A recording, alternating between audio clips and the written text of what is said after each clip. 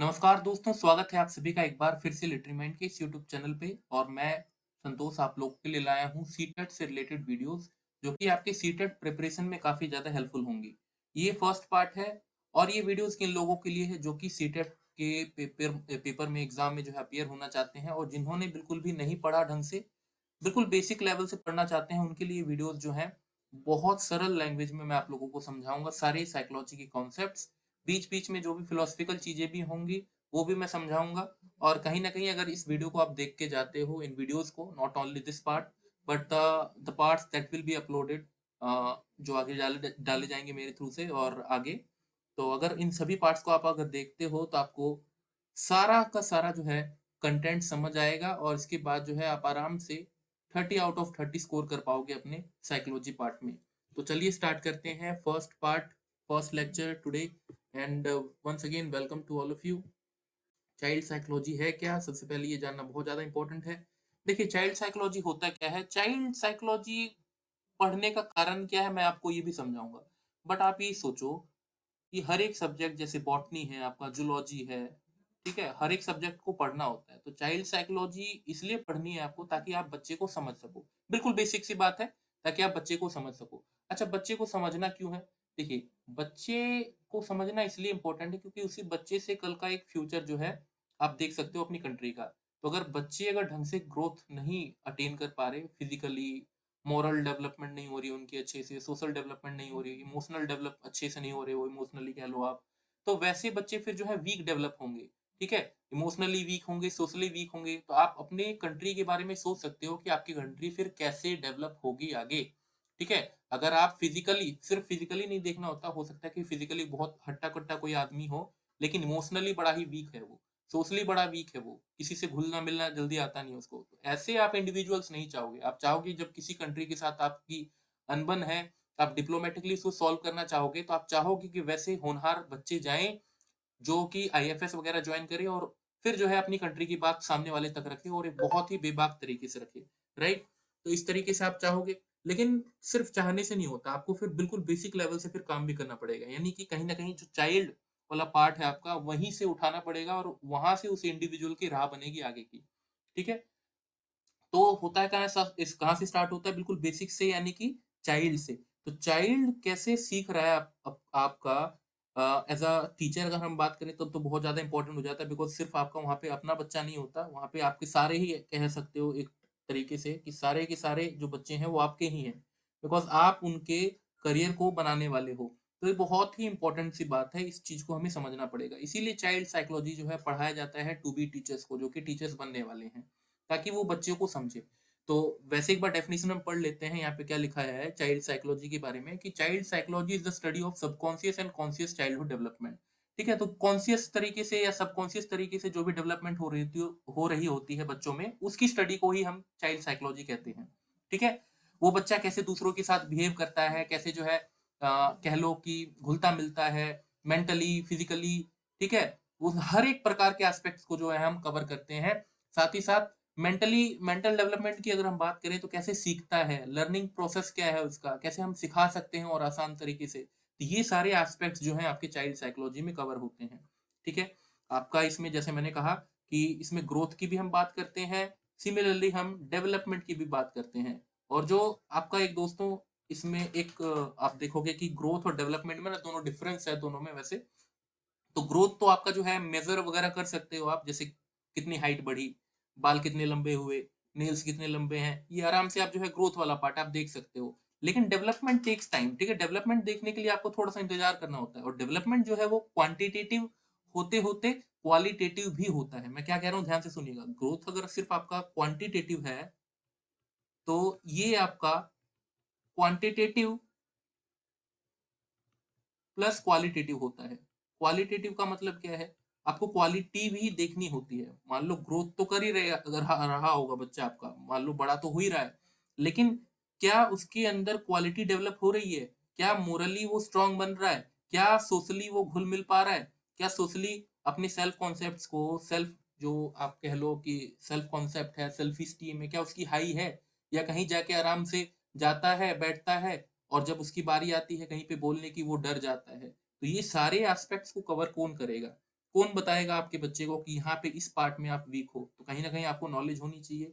आपके क्लास में 30 स्टूडेंट्स हैं, आपको पता होना चाहिए कि कौन अ, किस बच्चे को किसी टाइप की मेंटल प्रॉब्लम है क्या? अगर है, तो उसको सुधार करना है, तो उसके लिए भी कहीं न कहीं चाइल्ड साइकोलॉजी ही काम आएगी। चलिए, अब नेक्स्ट देख लेते हैं व्हाई इज़ इट इम्पोर्टेंट? मैंने थोड़े से पॉइंट्स वैसे कवर कर दिए। देखिए, अगर आपको चाइल्ड साइकोलॉजी आपने अगर पढ़ रखी है, तो आपको पता चलेगा कि एक एक पार्टिकुलर पॉइंट में कि बच्चा कहाँ पे कमी है बच्चे में। हो सकता है देखो कि हम कह रहे हैं कि कॉग्निटिव डेवलपमेंट की अगर हम बात करते हैं कि किस हिसाब से वो चीज़ों को सीखता है। कॉग्निटिव डेवलपमेंट के हिसाब से 7 से 8 साल का बच्चा मान लो पार्टिकुलर एक किसी चीज़ को आना चाहिए उसको। हम कोई भी चीज़ मान लेते हैं कि उसको एरिया, वॉल्यूम इनका कॉन्सेप्ट समझ आना चाहिए। लेकिन पार्टिकुलर कोई बच्चा अगर नहीं कर पा रहा है, तो हम कह सकते हैं कि कहीं न कहीं जो आम बच्चे हैं उसके मुकाबले ये बच्चा थोड़ा-सा लेट ग्रो कर रहा है। और अगर लेट ग्रो कर रहा है और चाइल्ड साइकोलॉजी की हमें समझ है कि हाँ, आस-पास के बच्चे तो इतना सीख रहे हैं और ये बच्चा पार्टिकुलर नहीं सीख रहा, तो हम उसको फिर एक स्पेशल केस मानते हुए हम स्पेशल एफर्ट्स डाल सकते हैं उस बच्चे को करियर बनाने के लिए, उस बच्चे का करियर बनाने के लिए। बिकॉज़ अगर उस बच्चे को वैसे ही छोड़ दिया जाए, तो देखो रिसोर्सेज़ तो कंज़्यूम करेंगे ही, क्योंकि हम ह्यूमन्स को रिसोर्स मानते हैं, तो बच्चा तो रिसोर्स कंज़्यूम करेगा ही आगे जाके भी। लेकिन आप चाहोगे ना कि जो बच्चा रिसोर्स कंज़्यूम कर रहा है आपकी कंट्री में रह के, as a country, sovereign country आपकी कंट्री में जो रह के बच्चा कंज़्यूम कर रहा है आपके रिसोर्सेज़, वो कहीं न कहीं फिर रिसोर्सेज़ प्रोड्यूस भी करे। कैसे रिसोर्सेज़ प्रोड्यूस करेगा? खुद एक जो है अच्छा इंडिविजुअल बन के, because itself we say that humans are the best resources, ठीक है? ह्यूमन रिसोर्स की हम बात करते हैं, तो वो भी एक रिसोर्स है। हम और अच्छी गुड अपॉर्चुनिटीज़ तलाश के नए-नए रिसोर्सेज़ क्रिएट कर सकते हैं, ठीक है? हम अपने नेचुरल रिसोर्सेज़ पे दबाव कम कर सकते हैं अगर पढ़े-लिखे बहुत ज़्यादा टैलेंटेड इंडिविजुअल्स जो हैं अगर आगे आते हैं तो। क्योंकि आपको पता है कि जब तक इंडिविजुअल ढंग से नहीं डेवलप करेगा, कोई भी अगर प्रॉब्लम रहती है, तो कहीं न कहीं एडिशनल दबाव पड़ेगा आपके हॉस्पिटल्स में और भी विभिन्न प्रकार के सरकारी फंक्शनरीज़ में जो है दबाव पड़ेंगे। तो हम चाहेंगे कि कोई भी इंडिविजुअल जो पैदा हो, वो बहुत ही ज़्यादा कैसा हो, बहुत ही ज़्यादा अच्छे तरीके से डेवलप हो, किसी प्रकार की कोई मेंटल प्रॉब्लम ना हो, किसी प्रकार की और जो है किसी एरिया में भी वो चूके ना, ठीक है? तो इसीलिए देखोगे विभिन्न प्रकार के हेल्थ केयर फैसिलिटीज़ भी चलाए जाते हैं जब वो बच्चा बहुत छोटा होता है, ठीक है? इसके बाद आपके डिफरेंट-डिफरेंट स्कूल्स हैं, स्कूल्स में एक पार्टिकुलर सिलेबस होता है और वो सिलेबस भी जो दोस्तों डिज़ाइन किया जाता है, वो भी चाइल्ड साइकोलॉजी को मद्देनज़र रखते हुए ही डिज़ाइन किया जाता है। आप एक्सपेक्ट नहीं करोगे कि चौथे क्लास के बच्चों को कैलकुलस सिखाया जाए, ठीक है? तो इसलिए इम्पोर्टेंट है, किस लिए इम्पोर्टेंट है? करिकुलम डिज़ाइनिंग के लिए आपकी इम्पोर्टेंट है। करिकुलम डिज़ाइनिंग मतलब जो सिलेबस आप हम बात कर रहे हैं, ठीक है? करिकुलम डिज़ाइनिंग के लिए इम्पोर्टेंट है। आपका जो है आप ये भी देख सकते हो कि बच्चा नॉर्मल बच्चों से तेज ग्रो कर रहा है, स्लो ग्रो कर रहा है, ये भी आप देख सकते हो। तो कहीं न कहीं as a best human resource अगर आपको बनाना है, तो आपको चाइल्ड साइकोलॉजी की समझ होनी चाहिए। कुछ बिहेवियर्स ऐसे हैं जो कि बच्चे के लिए काफ़ी प्रॉब्लमैटिक हैं, उसको आप डायग्नोस करके उसे आप सुधार भी सकते हो। उसकी लर्निंग अपॉर्च्युनिटीज़ को और अच्छा बना सकते हो। सिमिलरली कोई बच्चा अगर ऑटिज़्म से या फिर किसी और टाइप के सेरेब्रल पॉल्सी वगैरह कह लो मेंटल प्रॉब्लम से ग्रसित है, परेशान है, तो उसको भी आप अच्छे तरीके से ठीक मतलब ठीक तो नहीं बट अच्छे तरीके से जो है आप हेल्प कर सकते हो, वो भी ताकि उसको भी मेनस्ट्रीम किया जा सके। मेनस्ट्रीम मतलब बाकी नॉर्मल बच्चों के साथ उसे रखा जाए। फॉर एग्ज़ाम्पल मान लेते हैं कि कोई अगर विज़ुअली चैलेंज्ड बच्चा हो, उसे अगर आप ये कह दो कि नहीं तुम तो अंधे हो, तुम बाकी बच्चों के साथ नहीं पढ़ सकते, that is a very wrong word. Actually वो जो नेत्रहीन बच्चा है, visually challenged person, we have made them you know handicapped in this way by saying कि कुछ नहीं कर सकते आप। अगर अपॉर्च्युनिटीज़ मिले तो ये भी पाया गया है स्टडीज़ में कि एक ब्लाइंड स्टूडेंट बहुत अच्छे तरीके से बाकी चीज़ों को कर सकता है, एक नॉर्मल आदमी की तरह, ठीक है? तो एक बिहेवियर अपने खुद के भी आचरण को चेंज करने के लिए चाइल्ड साइकोलॉजी बहुत ज़्यादा इंपॉर्टेंट है। कुछ फैक्ट्स एंड फिगर्स हमें सीखने पड़ेंगे यहाँ पे, जो हमें हेल्प करेंगे अपनी पुरानी जो हमने कह लो कि मान रखी हैं कुछ ऐसी चीज़ें कि नहीं, एक जो डेफ है वो नहीं पढ़ सकता या फिर जो एक ब्लाइंड बच्चा है वो नहीं पढ़ सकता। तो इन चीज़ों से भी कहीं न कहीं दूर लाने में चाइल्ड साइकोलॉजी हेल्प करेगी। तो इसलिए इम्पोर्टेंट है ये। चलिए, अब आप देखोगे कि यूएस प्रेज़िडेंट जो है एक थे, उन्होंने काफ़ी बढ़िया एक जो बयान बयान दिया था कि कोई भी स्टूडेंट जो है छूटना नहीं चाहिए पढ़ाई से। उनका ये मानना था कि कॉलेज और करियर रेडी होना चाहिए स्टूडेंट। उनका ये भी मानना था, फर्स्ट पॉइंट उन्होंने ये दिया था कि भई स्कूल में जो करिकुलम वगैरह ऐसा बनाया जाए चाइल्ड साइकोलॉजी को देखते हुए कि जो बच्चे हों वो कॉलेज रेडी हों और करियर रेडी हों। मान लेते हैं किसी जॉब में पार्टिकुलर जॉब में एक्सपर्टीज़ चाहिए रीज़निंग की, ठीक है? रीज़निंग अच्छी होनी चाहिए, लॉजिक अच्छा होना चाहिए उस बच्चे का। तो लॉजिक और रीजनिंग डेवलप करवाया जाएगा तभी तो अच्छा होगा। आसपास मान लेते हैं किसी पार्टिकुलर एरिया में बहुत ज्यादा पढ़े लिखे लोग नहीं हैं, तो हाई चांस है कि बच्चा भी उस एरिया में वैसे ही निकले। ठीक है, अगर स्कूल्स वगैरह हैं और अच्छे टीचर्स मिल जाए उस एरिया को, तो उस जगह का, उस स्कूल का, ठीक है, और उसके आसपास के जितने भी ग्रामीण क्षेत्र हैं या रूरल क्षेत्र हैं, उन सबका विकास होगा। तो काफी ज्यादा इंपॉर्टेंट है कि चाइल्ड साइकोलॉजी की हमें समझ हो, और इसी तरीके से फिर करिकुलम डिजाइनिंग हो, इसी तरीके से अगर टीचर्स पढ़ के आए तो फिर वैसा स्कूल में जाके पढ़ाएं भी चाइल्ड साइकोलॉजी को देखते हुए, ताकि जो बच्चे हों वो कॉलेज और करियर रेडी हों। बिकॉज अल्टीमेटली हमें ये भी देखना है कि हमें अपने बच्चों को, जिनको हम पढ़ा रहे हैं स्कूल में आज, वो कल को जॉब भी करेंगे, वो एक नेशन बिल्डिंग का काम करेंगे। और दोस्तों मैंने पहले भी कहा है कि दो ही लोग जो है प्रलय ला सकते हैं, या फिर कुछ बना भी, क्रिएट भी कर सकते हैं, डिस्ट्रॉय भी कर सकते हैं। वो कौन है पता है आपको? एक है वो टीचर आपका, एक होती है मदर। तो मदर, जो कहते हैं कि दोनों दो लोगों के जो है कोख में, या फिर कह लो कि गोद में प्रलय भी खेलते हैं और विकास भी खेलता है, वो है टीचर, और एक आप जो बच्चे की मदर। ठीक है, तो कहीं ना कहीं टीचर अगर ढंग से अपनी जिम्मेदारी निभा के अपने चाइल्ड साइकोलॉजी को देखते हुए चीजों को बढ़ाता है, बच्चों को डील करता है बच्चों के साथ, तो कहीं ना कहीं बच्चे जो है कॉलेज रेडी होंगे और करियर रेडी होंगे, उनको अच्छी जॉब मिलेगी, और कहीं ना कहीं नेशन बिल्डिंग में ही हेल्प करेंगे, जीडीपी बढ़ेगी देश की। ठीक है, नेक्स्ट है great teachers and leaders in every school. ये होने चाहिए, मैंने आपको ये पॉइंट ऑलरेडी बता दिया है। थर्ड है equity and opportunity for all students. अब यहाँ पे ऑल का मतलब ऑल, कोई भी अगर विजुअली चैलेंज्ड है, चाहे कैसा भी हो, डजेंट मैटर, सबको अपॉर्चुनिटी मिलनी चाहिए। वो आए, सामने आए, फीमेल हो, गर्ल हो, फीमेल हो, मेल हो, किसी प्रकार की रूढ़िवादिता ना हो, किसी प्रकार का ऑर्थोडॉक्स ना हो कि फीमेल्स को स्कूल नहीं जाना चाहिए। सबको स्कूल जाने की जो है अनुमति मिले, सबको बराबर हक मिले। इसीलिए आप देखोगे कि पॉजिटिव डिस्क्रिमिनेशन किया जाता है। Positive discrimination in the sense, girls को कई जगह पे जो है कुछ अलग से स्पेशल प्रिविलेजेस मिलते हैं ताकि वो स्कूल जो है ज्वाइन करें। बिकॉज आपको ग्रामीण क्षेत्रों के बारे में पता है, वहाँ पे आज भी बहुत कम लोगों को जो है, बहुत कम गर्ल्स को जो है स्कूल भेजा जाता है, खासकर 10th वगैरह के बाद तो स्कूल वगैरह छुड़वा दिया जाता है। तो कहीं ना कहीं जब तक एजुकेशन पेनिट्रेट नहीं करेगी वैसे एरियाज में, तो इन स्थितियों को जो है सुधारना काफी इम्पॉसिबल है। और सुधारनी इसलिए भी चाहिए बिकॉज फिर हमारी देश की समुचित ग्रोथ नहीं जो है देखी जा सकती है। वी कैन नॉट से कि हमारा कंट्री प्रॉपर तरीके से डेवलप कर रहा है अंटिल अनलेस अगर हम आज देश की 50% पॉपुलेशन जो है मेल है, 50% फीमेल, अगर हम ये मान के चलते हैं तो दोनों को इक्वल अपॉर्चुनिटी मिलेगी, तभी जो है आगे जाएंगे। ठीक है, चलिए आगे है raise the bar and reward excellence. तो ये भी हमें जो है कहीं ना कहीं बढ़ाना पड़ेगा। और ये बात जो है वैसे यूएस प्रेसिडेंट ने कही थी कि जो बार एंड रिवॉर्ड का एक्सीलेंस, मतलब बार एंड रिवॉर्ड एक्सीलेंस, इसको हमें जो है बढ़ाना पड़ेगा। ठीक है, इसको हमें बढ़ाना पड़ेगा। हमें स्कूलों में जो है टफ चॉइसेस जो है उनको देने पड़ेंगे स्कूल सुधार में। ठीक है, कॉम्प्रिहेंसिव प्लान्स लाने पड़ेंगे, पॉलिसीज में चेंज करने पड़ेंगे। ये बताया था आपके यूएस प्रेसिडेंट ने। Promote innovation and continuous improvement, और हमें निरंतर जो है बदलाव लाना है। और आज इसका इम्पैक्ट आप देख सकते हो अमेरिकन स्कूल्स वगैरह में, वहां पे बच्चे बिना किसी प्रेशर के अच्छा परफॉर्म करते हैं स्टडीज वगैरह में, देखा गया है। और आप देख भी सकते हो कि वहां के लोग ज्यादा जीडीपी वाइज आगे हैं। स्पिरिचुअली हो सकते हैं बहुत पीछे हम लोगों से, but yes you can say, you will have to accept कि वो लोग कहीं ना कहीं जीडीपी वाइज हमसे बहुत ज्यादा आगे निकल गए हैं और बहुत बढ़िया भी कर रहे हैं। ठीक है, चलिए मोरली कितना डेवलप्ड है ये एक डिबेटेबल इश्यू है। मैं आपको आगे समझाऊंगा ये सारी चीज जब हम मोरल डेवलपमेंट की बात करेंगे, बट फिलहाल अभी आगे चलते हैं। देखिए, अब डेवलपमेंट की जब हम बात करते हैं तो कई टाइप के डेवलपमेंट आती है। फिजिकल डेवलपमेंट आती है, सिमिलरली आपका कॉग्निटिव डेवलपमेंट आता है, सिमिलरली आपका सोशल डेवलपमेंट है। ठीक है, तो ये सारी चीजें हैं। मैं आपको आने वाले टॉपिक्स में जो है, मतलब आने वाले क्लासेस में, लेक्चर्स में धीरे धीरे ये सारी चीजें समझाऊंगा। ग्रोथ एंड डेवलपमेंट के बारे में जो डिफरेंस है वो और अच्छे से क्लियर करूंगा। अब आज की वीडियो में ज्यादा हम लंबा नहीं करेंगे इन चीजों को, बट इन शॉर्ट समझो आप। चाइल्ड साइकोलॉजी में, साइकोलॉजी एक बहुत बड़ा विषय है, हम सिर्फ चाइल्ड साइकोलॉजी की बात करते हैं कि बच्चे कैसे सीखते हैं, कैसे ग्रो करते हैं, बिकॉज उतना ही रेलेवेंट है हमारी स्कूल एजुकेशन तक में। ठीक है, तो इसमें होता क्या है दोस्तों, फिजिकल डेवलपमेंट में, कि फिजिकली बच्चा ठीक से ग्रो कर रहा है कि नहीं कर रहा।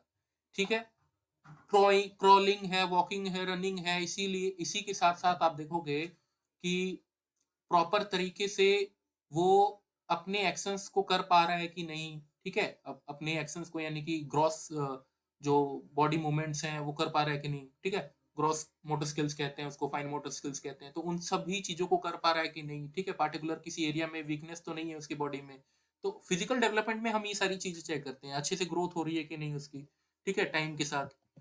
देखिए कॉग्निटिव डेवलपमेंट, कॉग्निटिव नाम से ही सीधा-सीधा समझ आता है। कॉग्निशन मतलब कुछ याद करना, और कुछ याद करना वो आपके ब्रेन से रिलेटेड है। तो ब्रेन धीरे-धीरे जो है डेवलप होता है बच्चों का। अगर आप छोटे बच्चों को एक टॉफ़ी देके छीन लोगे वो टॉफ़ी और कहोगे कौवा लेके चला गया, तो they will believe in it. Reason क्या है, क्यों भरोसा करेंगे? बिकॉज़ उनको लगता है कि हाँ, जो चीज़ आँखों के सामने नहीं है, वो चीज़ गायब हो गई। तो ऑब्जेक्ट परमानेंस उस टाइम तक में डेवलप नहीं होता। ऑब्जेक्ट परमानेंस, ये हम बात कर रहे हैं पियाजे की थ्योरी की, तो मैं पियाजे की थ्योरी आगे आने वाले क्लासेस में जो है कवर करूँगा। और फिलहाल अभी आप ऐसे समझ लो कि उनको ये नहीं पता होता कि जो चीज़ आँखों के सामने से गायब हो गई, वो ऐसा नहीं है कि दुनिया से गायब हो गई, वो रहती है। तो ये चीज़ उनके अंदर डेवलप नहीं होती है और वो मान भी लेते हैं। लेकिन जैसे ही थोड़े बड़े होते हैं तो वो जिद करने लगते हैं, नहीं, नहीं, मुझे नहीं पता टॉफ़ी कहाँ गई, आप ला के दो। आपने ल रखी थी, आपके पास ही होगी। तो वो वैसा बिहेव करते हैं बिकॉज़ उनको पता चल जाता है कि दुनिया में चीज़ें गायब नहीं होती कहीं पे, वो वहीं पे रहती हैं, एक्ज़िस्ट करती हैं। कहीं न कहीं किसी और फ़ॉर्म में चेंज कर दिया आपने, आपने रख ली है छुपा के अपने पॉकेट में डाल लिया है, तो दे विल आस्क कंटिन्यूअसली कि दो, मुझे नहीं पता, दो मुझे लाके। आपने ली थी, आप दो मुझे। ठीक है? तो इस टाइप से कॉग्निटिवली धीरे-धीरे जो है बच्चे मैच्योर होते हैं और फिर वो इमेजिनेशन वगैरह, आप कह लो कि ये हाइपर कह रहा हूँ मैं, सॉरी, हाइपोथेटिकल डिडक्टिव रीज़निंग वगैरह भी कर पाएँगे, इंडक्टिव रीज़निंग कर पाएँगे और अच्छे से अच्छे सवालों को जो है वो जवाब दे पाएँगे। लेकिन वो होगा कैसे? पहले तो उनको बिल्कुल बेसिक आना चाहिए। तो बेसिक से वो ऊपर तक ले जाने का काम टीचर का होता है, सोसाइटी का होता है, पेरेंट्स का होता है, आस-पास के लोगों का होता है, मीडिया का होता है। तो अब ये भी आपको समझना पड़ेगा चाइल्ड साइकोलॉजी में कि ये सारे लोग जो हैं एक बहुत इम्पोर्टेंट रोल प्ले करते हैं बच्चे के डेवलपमेंट में, ठीक है? कॉग्निटिव डेवलपमेंट में तो ऐसा है कि बच्चा एज वाइज़ तो गेन करता रहेगा, लेकिन कॉग्निटिव डेवलपमेंट याद रखना पियाजे के हिसाब से तो ये था कि खुद ही कर रहा है बच्चा। सोसाइटी को बहुत कम इम्पोर्टेंस दी थी इन्होंने। बट वाइगोट्स्की इसके बाद आते हैं, वो कहते हैं नहीं, सोसाइटी का बहुत बड़ा इम्पोर्टेंस जो है रहता है कॉग्निटिव डेवलपमेंट के, खासकर बच्चों की। ठीक है? आगे आने वाली क्लासेस में बात करेंगे, आज इन शॉर्ट समझो आप इसे। इसके बाद आता है आपका emotional social development. Emotional social development क्या है कि बच्चे देखो सोशली भी डेवलप करने बहुत ज़्यादा इम्पोर्टेंट है। उनका फैमिली के साथ, पेरेंट्स के साथ, पीयर्स के साथ, बाकी लोगों के साथ कैसा रिलेशन है, ट्रस्ट डेवलप कर पा रहे कि नहीं। अगर वो बच्चा ये सीख ले बचपन में ही कि किसी के साथ ट्रस्ट ही नहीं डेवलप करना, तो सोच के देखो वो कैसे डील करेगा हर एक प्रकार की सिचुएशंस के साथ। ठीक है? तो ये बहुत ज़्यादा इम्पोर्टेंट है एक चाइल्ड साइकोलॉजिस्ट के द्वारा ये समझ पाना कि बच्चा इमोशनली ढंग से डेवलप कर रहा है कि नहीं। अगर नहीं कर रहा तो हो सकता है कि बड़े-बड़े क्राइम कर दे जाके वो। तो चाइल्ड साइकोलॉजिस्ट यहाँ पे बहुत बड़ा रोल प्ले करते हैं और एज़ अ टीचर भी आप बहुत बड़ा रोल प्ले कर सकते हो अपने बच्चे में। अगर आप देखते हो क्लास के कि किसी बच्चे ने कोई खूंखार टाइप की एक्टिविटी गेन कर ली है, तो उसको कहीं न कहीं आप काउंसलर्स के पास, स्पेशल जो साइकोलॉजिस्ट होते हैं, फिर उनके पास आप भेज सकते हो। आप अपने लेवल पे ट्राई करोगे सॉल्व करने की, बट ना हो तो आप किसी काउंसलर की हेल्प लोगे, लोगे ना? तो ये सारी चीज़ें दोस्तों चाइल्ड साइकोलॉजी से ही हमें पता लगती हैं और स्कूल से ही शुरुआत होती है देश के डेवलपमेंट का रास्ता। स्कूल में कैसा एनवायरनमेंट दोगे वो बच्चे के माइंड में इम्प्रिंट हो जाता है, याद रखना। ठीक है? चलिए, तो आज के इस लेक्चर को यहीं पे एंड करेंगे। बहुत बेसिक सा लेक्चर था, चाइल्ड साइकोलॉजी क्यों इम्पोर्टेंट है, मैंने आपको ये समझाया आज के इस लेक्चर में। आप मुझे यूट्यूब पे जो है सब्सक्राइब कीजिए चैनल को। आपके लिए मैं ऐसी वीडियोज़ लाता रहूँगा। If you want that kind of content please subscribe to this channel. And you can also follow me on Instagram and Telegram में आपको जो है नोट्स वगैरह मिल जाएंगे, तो टेलीग्राम चैनल ज्वाइन कर लीजिएगा। ये है आपका मेरा लिंक टेलीग्राम चैनल का। फेसबुक का चैनल ये है, यहाँ पे जा सकते हो। बाकी सारे जो पीडीएफ वगैरह हैं, अगर ना आपको टेलीग्राम पे अगर नहीं ज्वाइन करना तो कोई बात नहीं, साइट पे सारा मिल जाएगा, तो साइट पे भी मैं डाल दूंगा डेफिनेटली, तो जाके आप देख सकते हैं। चलिए, thank you. Support knowledge creation, support knowledge sharing. I definitely would want कि आपको ये वीडियो बहुत अच्छी लगी होगी and you would wait for the next videos that I will be uploading. So फिलहाल लाइक कीजिएगा इस वीडियो को, सब्सक्राइब कीजिएगा चैनल को और जरूर शेयर कीजिएगा अपने उन सभी दोस्तों तक जो कि प्रिपरेशन करना चाहते हैं सीटेट का and they do not have that much of money कि वो इन्वेस्ट कर पाए, कहीं पे अच्छी कोचिंग ले पाए। आई बेट कि आप लोगों के अच्छे मार्क्स आएंगे। इन सभी वीडियोस को जो है देख के जाइएगा बस। ठीक है? तो मैं अनुमति लेता हूँ आप लोगों से, मैं जाता हूँ और मैं मिलूंगा आपसे नेक्स्ट वीडियो में। अभी के लिए बस इतना ही। धन्यवाद। ध्यान रखिएगा अपना, खुद का और अपनों का भी। चलिए, थैंक यू।